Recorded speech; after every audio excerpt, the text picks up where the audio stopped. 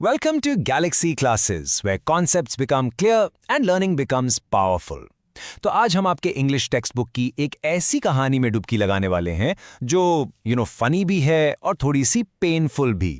Get ready for a master class in politeness कि शराफत जब गलत हो जाए कितनी कितनी महंगी पड़ सकती है। कहानी का नाम है द लंचन।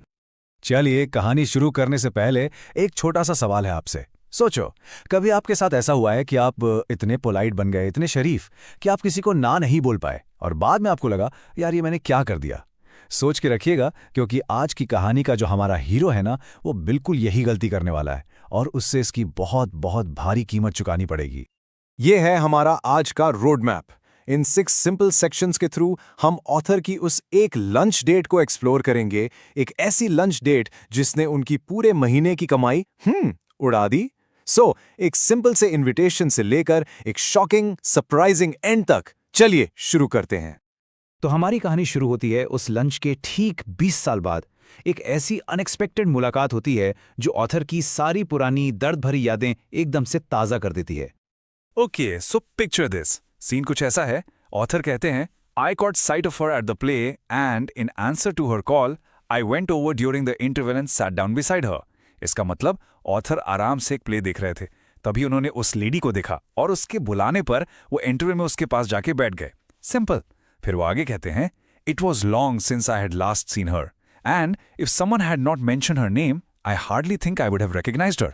मतलब इतने साल बीत चुके थे कि अगर किसी ने उन्हें उस लेडी का नाम न बताया होता ना, तो शायद वो उसे पहचानते भी नहीं। टाइम ने सब कुछ बदल दिया था। वो लेडी बातें शुरू करती है, कहती है, well it's many years since we first met, how time does fly, we're none of us getting any younger। आम सी स्मॉल टॉक कि वक्त कितनी जल्दी निकल जाता है, हम सब बूढ़े हो रहे हैं, वही सब। लेकिन फिर वो एक ऐसी लाइन बोलती है जो ऑथर के दिमाग में एक पूरा का पूरा फ्लैशबैक ट्रिगर कर देती है। वो कहती है, do you remember the first time I saw you, you asked me to luncheon. और यही है कहानी का पहला बड़ा ट्विस्ट। उसने कहा, तुमने मुझे लंच पर बुलाया था, जबकि सच्चाई तो इसके बिल्कुल बिल्कुल उल्टी थी। उस लेडी ने खुद को इनवाइट किया था। उसकी मेमोरी पूरी तरह गलत है और इस एक लाइन से हमारा ऑथर सीधा 20 साल पीछे चला जाता है। और इसी फ्लैशबैक के साथ हम आते हैं अपने सेकंड सेक्शन पर। हम जा रहे हैं 20 साल पीछे, सीधा पेरिस। ये वो जगह है जहां हमारे बेचारे ऑथर के लिए जाल बिछाया गया था। ऑथर याद करते हैं, it was 20 years ago and I was living in Paris. I had a tiny apartment and I was earning barely enough money to keep body and soul together. तो 20 साल पहले ऑथर पेरिस में एक छोटे से फ्लैट में रहता था और इतना कम कमाता था कि बस मुश्किल से गुजारा हो रहा था। तभी she had read a book of mine and had written to me about it. उस लेडी ने उनकी एक किताब पढ़ी और उन्हें एक फैन लेटर लिखा। इसके जवाब में ऑथर ने क्या किया? I answered thanking her. Simple, शराफत से उन्हें शुक्रिया कहा। और फिर presently I received from her another letter saying she was passing through Paris and would like to have a chat with me. जल्द ही एक और लेटर आया जिसमें उसने लिखा कि वो पेरिस से गुजर रही है और उनसे मिलना चाहती है। फिर उसने सीधे पॉइंट की बात की, would I give her a little luncheon at Foyot's afterwards. क्या मैं उसे फोयोज नाम के रेस्टोरेंट में एक छोटा सा लंच दे सकता हूँ? फोयोज, ये नाम सुनते ही ऑथर के पैरों तले जमीन खिसक गई। क्यों? वेल, ऑथर बताते हैं, Foyot's is a restaurant at which the French senators eat and it was so far beyond my means that I had never even thought of going there. Beyond my means का मतलब है औकात से बाहर। फोयोट्स इतना महंगा रेस्टोरेंट था जहां बड़े बड़े पॉलिटिशियंस जाते थे। ऑथर ने वहां जाने का सपने में भी नहीं सोचा था। और उनकी जेब की हालत क्या थी?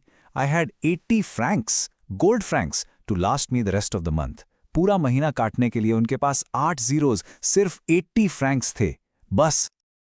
यहां पर उनका डिलेमा देखिए, उनकी सिचुएशन कितनी ट्रिकी है। ऑथर ने हिसाब लगाया, a modest luncheon should not cost more than 15। If I cut out coffee for the next 2 weeks I could manage well enough. एक आम सा छोटा मोटा लंच 15 फ्रैंक से ज्यादा का नहीं होना चाहिए। सोचा अगर मैं 2 हफ्ते कॉफी छोड़ दूं तो शायद काम बन जाए। पर जाना कहाँ था? फॉयट्स। ये बिल्कुल वैसा है जैसे आपके पास कॉलेज कैंटीन के पैसे हों और कोई आपसे 5 स्टार होटल में ट्रीट मांग ले। लेकिन ऑथर यंग थे, उन्हें अच्छा लगा कि कोई उनका फैन है और वो शराफत के मारे ना नहीं कह पाए। He said yes. और इसी हाँ के साथ शुरू होता है कहानी का सबसे मजेदार, सबसे हिलेरियस हिस्सा, सेक्शन 3, आई ईट नथिंग का ड्रामा। यहां से ऑथर की बर्बादी की कहानी शुरू होती है। तो ऑथर उस लेडी से मिलते हैं। उनका first impression, she was in appearance imposing rather than attractive, यानी वो अट्रैक्टिव से ज्यादा रौबदार, थोड़ी इंप्रेसिव दिख रही थी। और she gave me the impression of having more teeth, white and large and even, than were necessary for any practical purpose. Funny description है ना, मतलब उसके दांत इतने ज्यादा सफेद और बड़े थे कि जरूरत से कहीं ज्यादा लग रहे थे। खैर, I was startled when the menu was brought, for the prices were a great deal higher than I had thought. जैसे ही मेन्यू आया, ऑथर के होश उड़ गए। प्राइसेस उनकी सोच से कहीं कहीं ज्यादा थे। उनकी घबराहट देखकर उस लेडी ने उन्हें रीएश्योर्ड किया, यानी तसल्ली दी। और क्या कहा?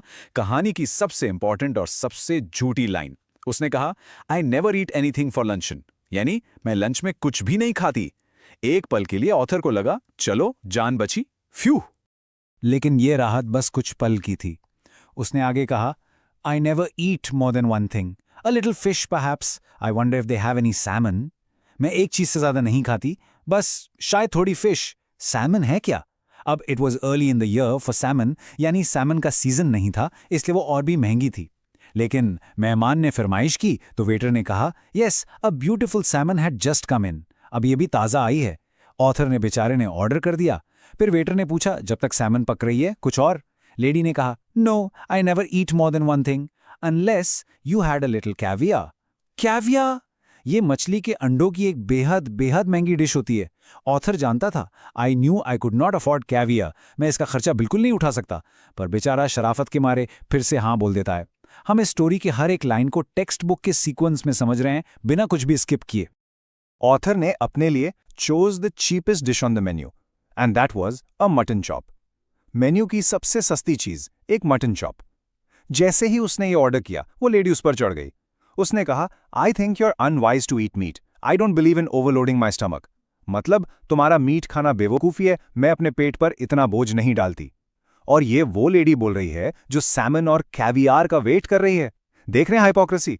जब ऑथर का मटन चॉप आया तो वो उसे सीरियसली टू टास्क, यानी डांटने लगी।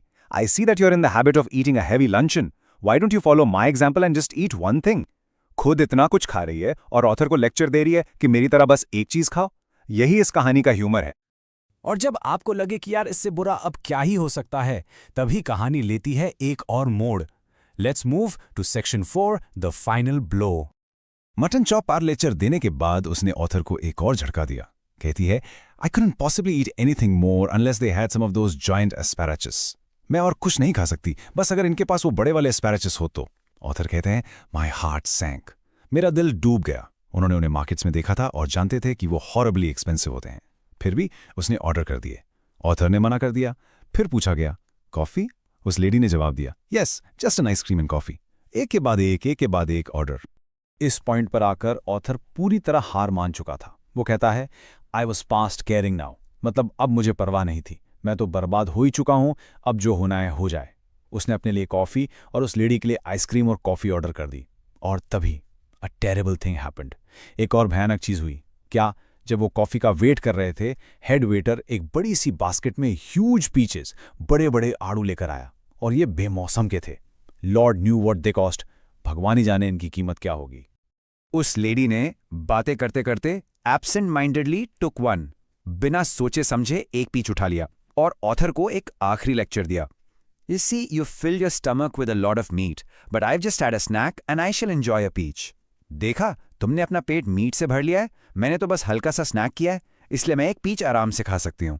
Finally, the bill came, and when I paid it, I found that I had only enough for a quite inadequate tip. Bill आया, ऑथर ने पे किया और उसके पास टिप देने के लिए सिर्फ 3 फ्रैंक्स बचे। ये एक inadequate यानी नाकाफी टिप थी। ऑथर को बहुत मॉर्टिफाइंग फील हुआ, यानी बेहद बेहद शर्मिंदगी हुई। ऑथर पूरी तरह लूट चुका था, but the story isn't over. अब बारी थी बदले की। ऐसा बदला जो किस्मत ने 20 साल बाद लिया। Section 5, poetic justice. जाते जाते उस लेडी ने आखिरी advice the, follow my example and never eat more than one thing for luncheon. मेरा एग्जाम्पल फॉलो करो और एक से ज्यादा चीज मत खाओ। इस पर ऑथर ने रिटॉर्टेड किया, यानी गुस्से में पलटकर जवाब दिया, I'll do better than that. I'll eat nothing for dinner tonight. मैं इससे भी बेहतर करूंगा। आज रात मैं डिनर में कुछ नहीं खाऊंगा। और सच यही था, उसके पास डिनर के पैसे बचे ही नहीं थे। लेकिन वो लेडी इस दर्द को नहीं समझी। उसने हंसते हुए कहा, humourist, you're quite a humorist, और कैब में बैठकर चली गई। ह्यूमरिस्ट मतलब मजाकिया इंसान। उसे लगा ऑथर जोक कर रहा है, जबकि वो बेचारा अपनी असली हालत बता रहा था। पर ऑथर कहते हैं, but I have had my revenge at last. आखिर में मेरा बदला पूरा हो ही गया। वो कहते हैं, I do not believe that I am a vindictive man. मैं कोई बदला लेने वाला इंसान नहीं हूं। But when the gods take a hand in the matter, it is understandable to observe the result with satisfaction. लेकिन जब भगवान खुद बदला लेना, तो नतीजा देखकर खुशी तो होती ही है। तो क्या बदला लिया किस्मत ने? ऑथर बताते हैं, टुडे शी वेज 21 स्टोन। आज उसका वजन 21 स्टोन है। अब स्टोन क्या है? ये ब्रिटेन में वेट नापने की एक यूनिट है। एक स्टोन मतलब लगभग 6.35 किलोग्राम्स, तो 21 स्टोन का मतलब हुआ लगभग 133 किलोग्राम्स। इतना महंगा खाना खाकर, हमेशा एक चीज खाने का नाटक करके वो इतनी मोटी हो गई थी, और यही देखकर ऑथर को सुकून मिला। यही था उसका मीठा पोएटिक बदला। तो लेट्स रैप दिस अप। ये कहानी एक परफेक्ट एग्जाम्पल है आयरनी का, जो कहा जाता है और जो किया जाता है उसके बीच का फर्क। ये एक हिलेरियस पर पेनफुल लेसन है कि कैसे सिर्फ पोलाइट बने रहने के चक्कर में आप बड़ी मुसीबत में पड़ सकते हैं। अब जल्दी से कुछ इंपॉर्टेंट वर्ड्स देखते हैं जिन्होंने इस कहानी को और भी इंटरेस्टिंग बनाया। चलिए अब चैप्टर की कुछ मुश्किल वर्ड्स को एकदम आसान बनाते हैं। वोकैबुलरी का डर अब खत्म हो जाएगा। 1. इम्पोजिंग। याद है वो लेडी? अट्रैक्टिव नहीं, पर इंप्रेसिव और रोबदार थी। 2. Beyond my means. Foyot's restaurant author के लिए उसकी औकात से बाहर था। 3. स्टार्टल्ड। मेन्यू के प्राइसेस देखकर ऑथर एकदम से चौंक गया था। 4. रीअश्योर्ड। लेडी ने मैं कुछ नहीं खाती कहकर उसे झूठी तसल्ली दी। 5. कैवियार। वो बेहद महंगी फिश एग्स की डिश जो उसने ऑर्डर की थी। 6. To task. लेडी ने ऑथर को मटन चॉप खाने पर डांटा था, उसे टू टास्क किया था। 7. सैंक। एस्पैरागस का नाम सुनते ही ऑथर का दिल डूब गया था। My heart sank. 8. Thrust. Lady ने एस्पैरागस को अपने गले में जल्दी से डाल दिया था। 9. Past caring. जब ऑथर ने हार मान ली, अब मुझे परवाह नहीं। 10. फेंटली। धीमी आवाज में, जैसे उसने कहा I am not hungry. 11. Absent mindedly. उसने बिना सोचे समझे वो महंगा सा पीच उठा लिया था। 12. इनएडिक्वेट।